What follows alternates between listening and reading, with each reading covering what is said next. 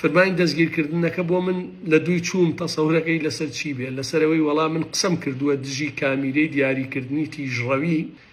لەم هەموو دزی و گەندەڵی و تاڵانیە دادگا و دادوەر ناتوانن جورئەت بکەن کە بە عەلەنی لە بازاڕە نووسینگەی قاچاقی کراوەتەوە. خوای گەورە و میهرەبان طبعاً برادێکم کە لە بەڕێوەبەرایەتی پۆلیسە سلێمانی ئاگاداری کردومەتەوە کە طبعاً ئەو ڕەنگە زیاتریش بێ زیاتر لە 15 ڕۆژە ئاگادارە ئەمشەو ئاگاداری کردمەوە کە فەرمانی دەستگیرکردنی من دەرچووە جا ئەویت بزانە حەلێکی ناکەی.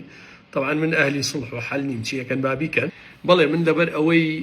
هەموو شەوی و ڕۆژێک نزیکەی ملیۆنی دۆلار سەرانە لە بازگەکان لە تەنکەرەکان وەرەگرم و سوتەمەنانەی داخڵی سلێمانیە بێ هەموو 1 ملیۆن دۆلار لەبەرەوەی یەسەیشی قاچاقچێتیەکەم من لە خاڵە سنووریەکان هێزە ئەمنیەکان هەمویان هاوکار من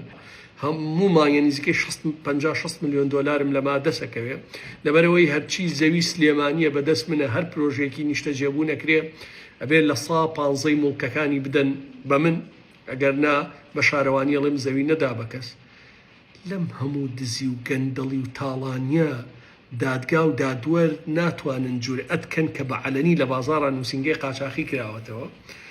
فەرمانی دەستگیرکردنەکە بۆ من لە دووی چووم تەسەورەکەی لەسەر چی بێ لەسەرەوەی وەڵام من قسەم کردووە دژی کامیرەی دیاریکردنی تیژڕەوی